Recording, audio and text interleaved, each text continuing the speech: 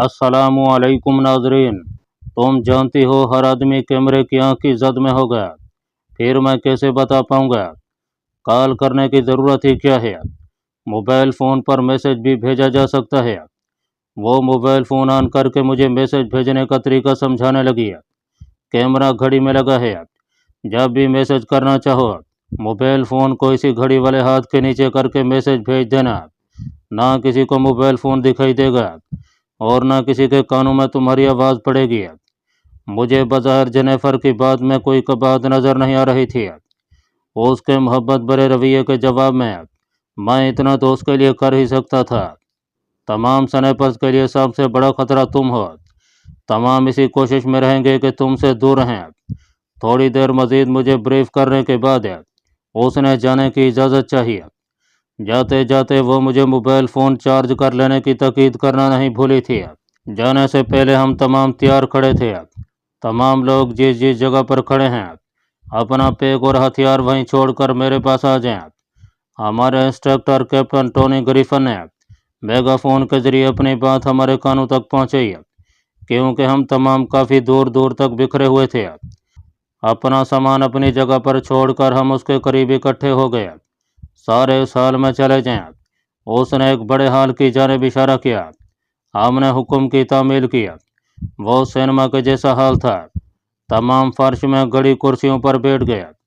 Captain Tony Griffin ने सामने आकर कहा, हम तुम्हें जंगल में दाखिल करने से पहले ज़रूरी समझते हैं कि उस जंगल की अंदरूनी तफसीलात बजरिया फ़िल्म दिखा दें। गो नक्शे और जीपीएस वगैरह तुम्हारे पास मौजूद हैं।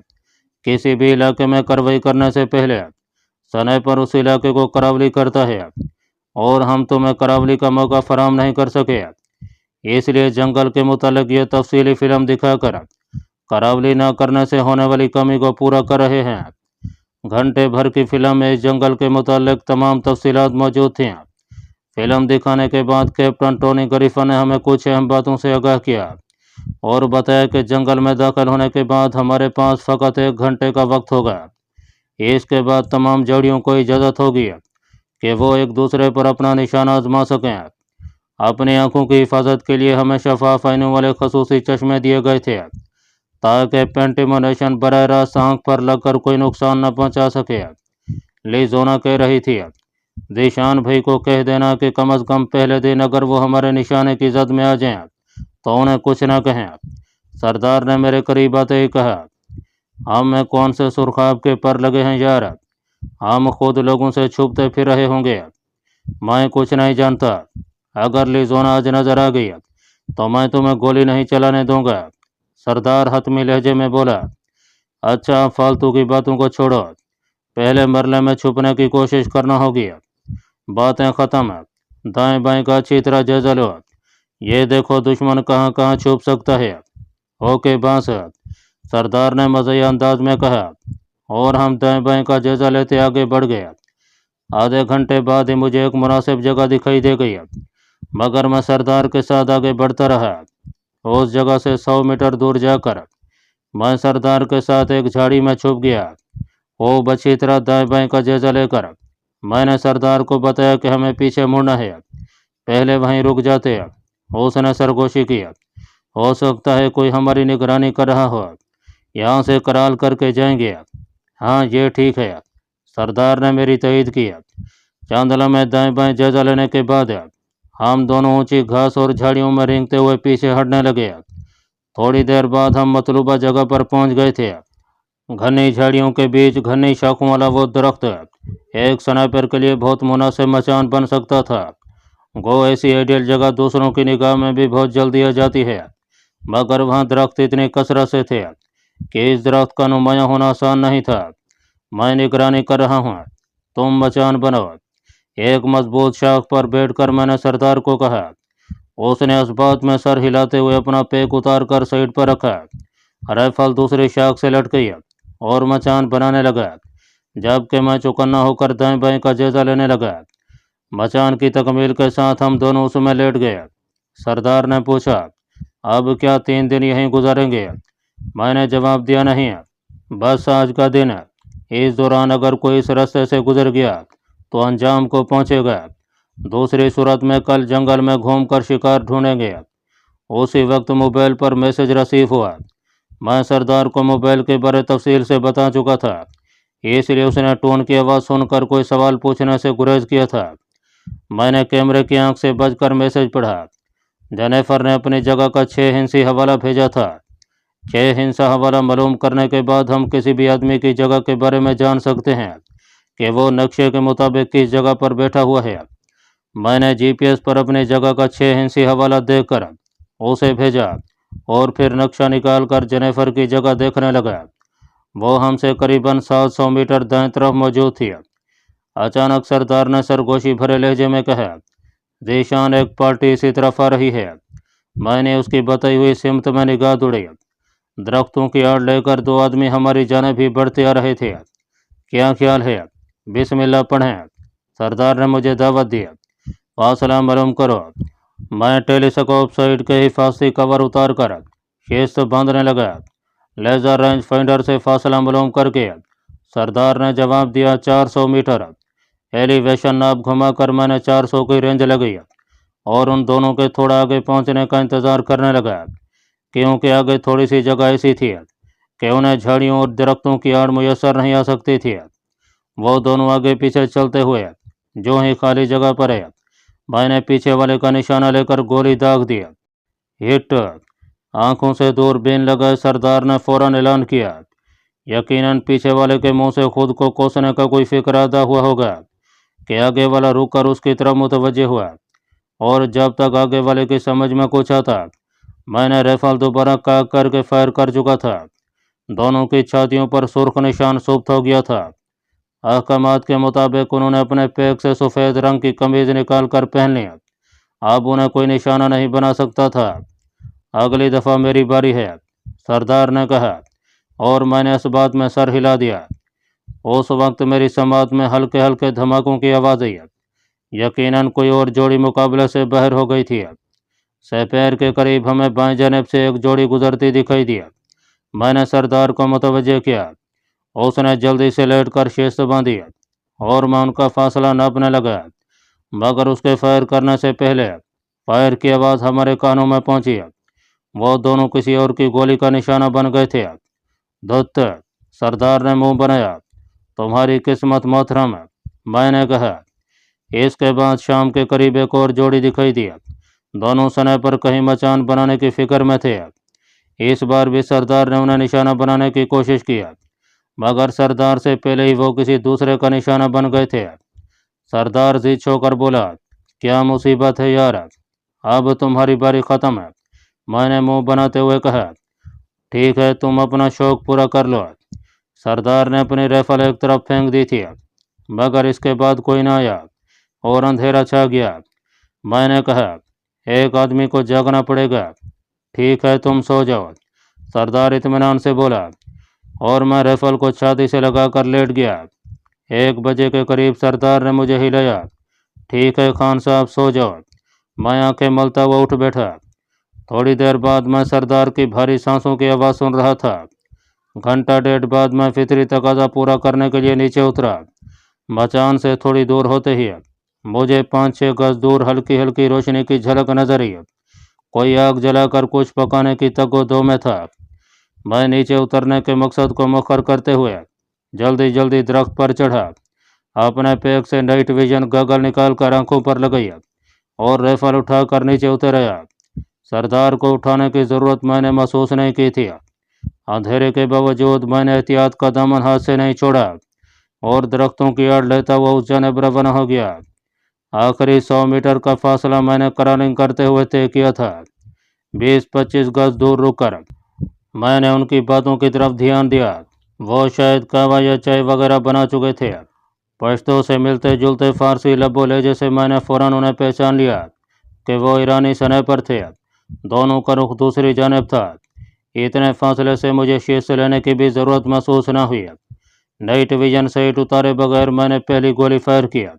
धमाके की आवाज़ सुनकर वो उछल पड़े थे, मगर उनकी किसी हिफाजती तदबीर से पहले मैंने दूसरी गोली भी फायर कर दी। गुड यार, अब कौन हो, सामने ही आ जाओ। गोली की चोट खाते ही उनमें से एक मज़े अंदाज में बोला, मगर मैं उसकी बात का जवाब दिए बगैर पीछे मुड़ा और तेज़ कदमों से वहाँ से रुखसत हो गया। मैं उनके साथ बातचीत करके कोई ख़तरा मोल नहीं ले सकता था, क्योंकि गोली चलने के बाद अगर वहाँ करीब कोई दूसरी पार्टी मौजूद होती तो वो मुझे निशाना बना सकती थी। वो मुझे अंग्रेज़ी में मुखातिब हुआ था, इसलिए मुझे समझने में कोई मसला नहीं हुआ था। ठीक है, ना बताओ, उसी आदमी ने दोबारा आवाज़ दी। वैसे शुक्रिया, अब हम जाकर आराम कर सकेंगे।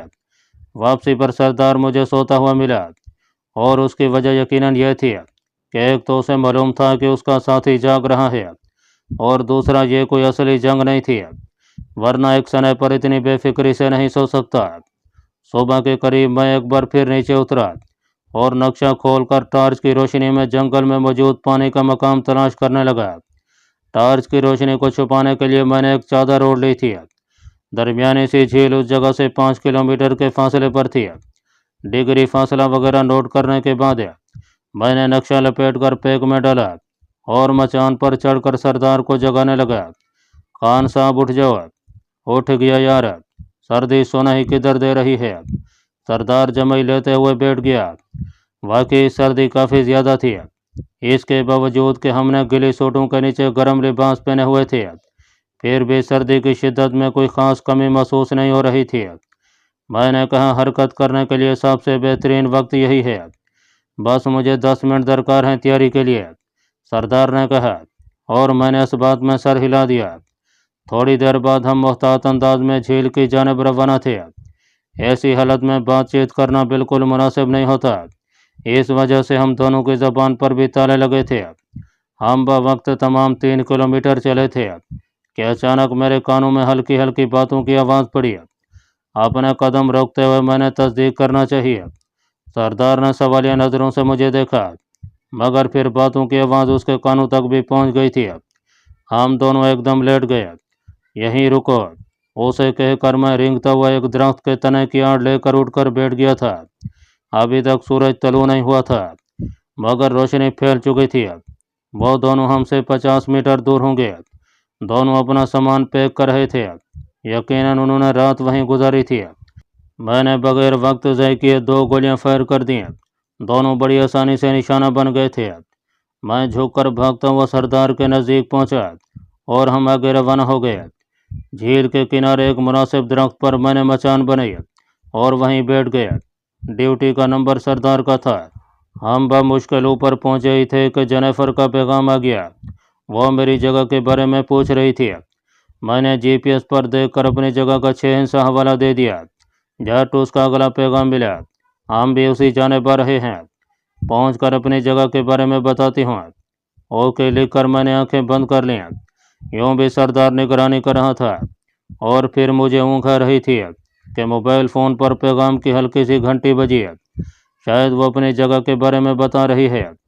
एक बार तो मेरे जी में पैगाम को नज़रअंदाज करने का ख्याल आया, क्योंकि मैं उठकर वो पैगाम पढ़ सकता था, मगर फिर ना चाहते हुए भी मैंने पैगाम खोलकर पढ़ लिया। पैगाम पढ़ते ही मेरी गनूदगी गायब हो गई थी। जेनिफर ने लिखा था कि उसने श्रीकांत और राजपाल को हमारी तरफ जाते देखा है। मैंने फ़ौरन लिखा, तो निशाना क्यों नहीं बनाया। उसका शोखी भरा पैगाम मौसूल हुआ। मैं ऐसी हालत में नहीं थी कि उन्हें निशाना बना सकती है, और मैं अपना हथियार अपने साथी के पास छोड़ रही थी, और वह मुझसे 50-60 मीटर दूर था। किस जानिब से आ रहे हैं, उसने मुख्तसरन लिखा, शुमाल। ठीक है, शुक्रिया, लिखकर मैं सरदार को मुखातिब हुआ। खान साहब ज़रा होशियार रहना। क्या हुआ, उसने बेताबी से पूछा। शायद हमारे पड़ोसी इसी जानिब आ रहे हैं। मैंने उसके कान में सरगोशी की, और इस बात में सर हिलाते हुए वो चारों तरफ देखने लगा, जबकि मैं दाएं जाने मुतवज्जे रहा कि वही सिमत शुमाल भी थी। वो मुझे जल्द ही दिखाई दे गए थे।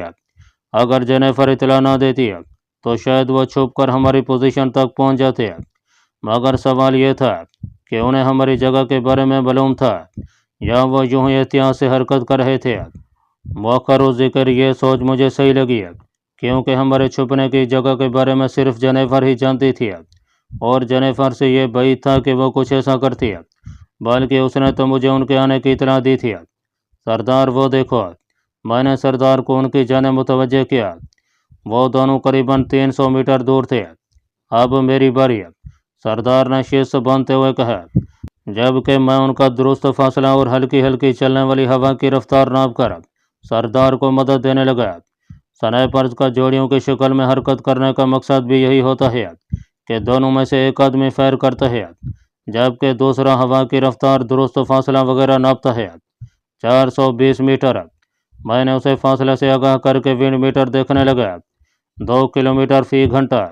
मैंने उसे हवा की रफ्तार भी बता दिया। ठीक है कहकर वो शिस्त बांधने लगा।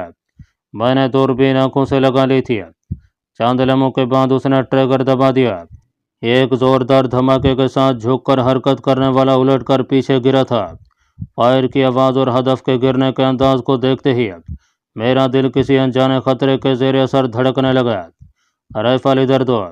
वो दोबारा शिस्त बांध रहा था कि मैंने उसे राइफल झपट लिया। क्या हुआ? उसने हैरानी से पूछा। उसे जवाब दिए बगैर मैंने मैगजीन केज दबाकर मैगजीन को राइफल से अलहदा किया और मेरे बदतरीन अंदेशे दुरुस्त साबित हुए। मैंने सरसराते हुए लहजे में कहा, सरदार ये एमुनेशन तो असली है। क्या? सरदार का रंग उड़ गया था, मगर मैंने तो पेंट एमुनेशन डाला था। यह राइफल भी असली है। तुम कल से लिए फिर रहे हो, क्या इतना अंदाज़ा नहीं हो सका तुम्हें? नागवारी से राइफल नीचे रखते हुए मैंने दूरबीन आंखों से लगा लिया। उसका साथी घुटनों के बल उसके साथ बैठा हुआ शायद उसके जख्म से खून रोकने की कोशिश कर रहा था। उसी वक्त हमारे पास मौजूद वाकी टाकी पर एक पैगाम दोहराया गया। मश्क इख्तिताम पजीर हुई। कोई स्नाइपर अब गोली नहीं चलाएगा। मैं दोहरा रहा हूँ, कोई स्नाइपर अब गोली नहीं चलाएगा। एक स्नाइपर शदीद जख्मी हो गया है। तमाम वापस कैंप में आ जाएं। यह पैगाम बार बार दोहराया जाने लगा। अचानक मोबाइल पर जेनिफर की कॉल आने लगी। तमाम एहतियात बालाई ताक रखकर मैंने कॉल रिसीव कर लिया। जी क्या हुआ? उसके लहजे में परेशानी थी। पता नहीं, मैं गड़बड़ा गया था। जी शायद तुम्हारी गोली से इंडियन स्नाइपर जख्मी हो गया है। यूँ करो, वापस कैंप लौट जाओ। जख्मी स्नाइपर के करीब न जाना। तुम्हें देखकर वो झगड़ाना शुरू कर दें और किसी को भी असल बात की हवा न लगने देना। मैं वापस आकर तुमसे बात करती हूँ। ठीक है। राब्ता मुनक़ते करके मैं हक्का बक्का बैठे सरदार को नीचे उतरने का इशारा किया। नीचे उतरते ही मैंने राइफल से जिंदा गोलियां निकाल कर नीचे फेंकी और मैगजीन में पेंट एमुनेशन भर दिया। सरदार के हवाले उसकी राइफल करके हम कैंप की जानिब बढ़ गया। खुद पर काबू पाओ। सरदार के चेहरे पर सुप्त परेशानी के असरात देखकर मैंने उसे तसल्ली दी। मुझे अच्छी तरह याद है जीशान भैया कि मैंने मैगजीन में पेंट एमुनेशन लोड किया था और यह भी हकीकत है कि मेरे पास डमी राइफल थी। न जाने कब राइफल और एमुनेशन बदली हुआ। अच्छा, फिलहाल खामोश रहो और इस बारे किसी से बात करने की ज़रूरत नहीं। उसे चुप करा के मैं अपनी सोच के घोड़े दौड़ाने लगा। मुझे सरदार की बेगुनाही पर कोई शुबा नहीं था, मगर सिर्फ मेरे कहने से तो कोई उसे बेगुनाह न मानता। सबसे बढ़कर एक इंडियन स्नाइपर उसकी गोली से घायल हुआ था। हमें चलते हुए 10-15 मिनट हुए थे कि एक हेलीकॉप्टर गिड़गिड़ाता हुआ हमारे सरों पर से गुजर गया। यकीनन वो जख्मी को उठाने जा रहा था। फिर एक चक्कर फिजा में काट कर हेलीकॉप्टर नीचे बैठने लगा। हमारे कैंप तक पहुंचने से पहले हेलीकॉप्टर वापस रवाना हो गया था। घंटे डेढ़ में हम सब उसी जगह पहुंच गए थे जहां से मश्क की शुरुआत हुई थी। मश्क से बाहर होने वाले स्नाइपर्स वापस कैंप पहुंच चुके थे। हम फिल्म हॉल में बैठकर बाकी स्नाइपर्स का इंतज़ार करने लगे। हमसे पहले भी चंद स्नाइपर्स मौजूद थे। वो भी मश्क के एकदम ख़त्म होने पर हैरानी का इजहार कर रहे थे। जख्मी होने वाले स्नाइपर के मुतालिक भी क्या शनासी कर रहे थे। लीजोना भी वहाँ मौजूद थी। मैंने सरदार को आहिस्ता से कहा, लीजोना को कुछ न बताना। लीजोना हमें देखते ही जल्दी से हमारी तरफ बढ़ी। शुक्र है तुम लोग ठीक हो। हमसे मुसाफा करते हुए वो आहिस्ता से बोली, वैसे पता चला कौन जख्मी हुआ है? फिक्र न करो, थोड़ी देर तक पता चल जाएगा। मैंने झूठ बोलने की बजाय बात को गोल मोल करना मुनासिब समझा। अगले 10-15 मिनट में तमाम स्नाइपर्स पहुंच गए थे। इंडियन स्नाइपर्स के हमरा मजबूरी तौर पर 12 जोड़ियां बकाया थीं। उनके अलावा सारे स्नाइपर्स मश्क से बाहर होकर वापस कैंप पहुंच गए थे। जेनिफर ने आकर तमाम को बताया کہ انڈین स्नाइपर श्रीकांत शदीद जख्मी होकर हॉस्पिटल पहुंच गया है। श्रीकांत के जख्मी होने की वजह से उसने लाइलमी का इजहार किया था। तमाम के इकट्ठा होते ही हम लग्जरी बस में बैठे और वापस रवाना हुए। सरदार के चेहरे पर हवीदा परेशानी भरे तासुरात किसी को भी हकीकत से रूशनास करा सकते थे। मैं दबे लफ्ज़ों में उसे अपनी हालत पर काबू रखने का मशवरा देने लगा। कैंप में पहुंचकर हमने गिली सोट से छुटकारा हासिल किया और नहाकर सिविल कपड़े पहन लिए। चाय के बारे में क्या ख्याल है? सरदार के गुस्ल खाने से निकलते ही मैंने पूछा। मैं बना देता हूँ। वो इलेक्ट्रिक केतली की तरफ बढ़ गया।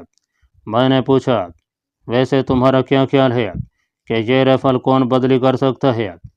क्या यहाँ यह गुफ्तगू करना मुनासिब होगा? हाँ, मैं इत्मीनान से बोला, क्योंकि इंतज़ामिया इस बात से बेखबर नहीं है कि श्रीकांत किसकी गोली का निशाना बना है। मेरे ख्याल में ये उसी का काम है जो खुद गोली का निशाना बना है। सरदार ने कमरे में पड़े छोटे से फ्रिज से मिल्क पैक का डब्बा निकाल कर इलेक्ट्रिक में दूध डालने लगा। मैंने नफ़ी में सर हिलाते हुए कहा, अगर ऐसा होता तो वो कभी भी हमारा पीछा करने की कोशिश न करते। वो हमारा पीछा कब कर रहे थे? मिल्क पैक का खाली डब्बा कूड़ा क्रिकेट की टोकरी में उछाल कर वो केतली में चाय की पत्ती डालने लगा। उसकी बात मेरे दिल को लगी। कहे तो सही रहे हो, उन्हें क्या खबर कि हम कहाँ छुपे हैं। सरदार कुछ कहने ही लगा था कि दरवाजे पर दस्तक हुई। जी आ जाएं, मैंने आवाज़ दी और दरवाज़ा खोलकर एक अनजान आदमी अंदर दाखिल हुआ। जीशान कौन है? वो मुस्तफसिर हुआ। जी, मैंने उसे अपनी जाने मुतवज्जे किया। तो मैं कर्नल याद कर रहे हैं मुझे? कहाँ हैं वो? मैं हैरानी से कहते हुए उठ खड़ा हुआ। उसने जवाब दिया, आए मैं तुम्हें ले चलता हूँ। सरदार ने मुझे जाने पर मदद देकर कहा, चाय तो पी लेते, वापसी पर पी लूँगा। ये कहकर मैं नवारत के साथ चल पड़ा। थोड़ी देर बाद मैं कर्नल के सामने था। उसे देखकर हैरानी के साथ मेरे दिल की धड़कन भी बढ़ गई थी। कर्नल स्कॉट डेविड का चेहरा मेरे लिए नया नहीं था। मैंने अटेंशन होकर उसे ताज़ीम दी और उसके इशारे पर उसके सामने रखी नशीस संभाल ली। वो चंद लम्हे मुझे घूरता रहा।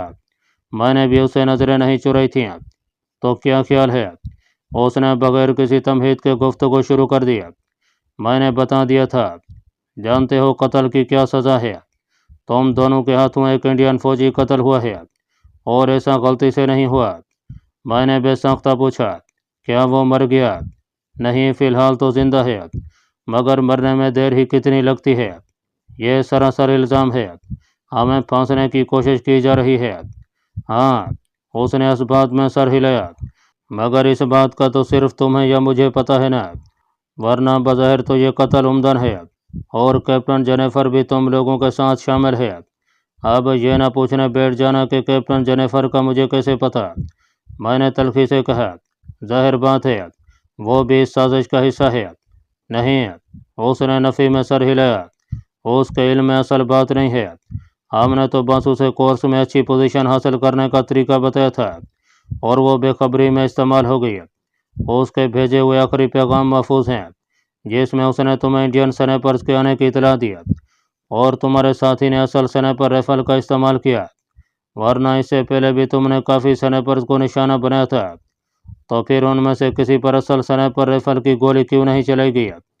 पहले भी सरदार ने सफाई देने की ज़रूरत नहीं। इस बात का यकीन कैसे दिलाओगे?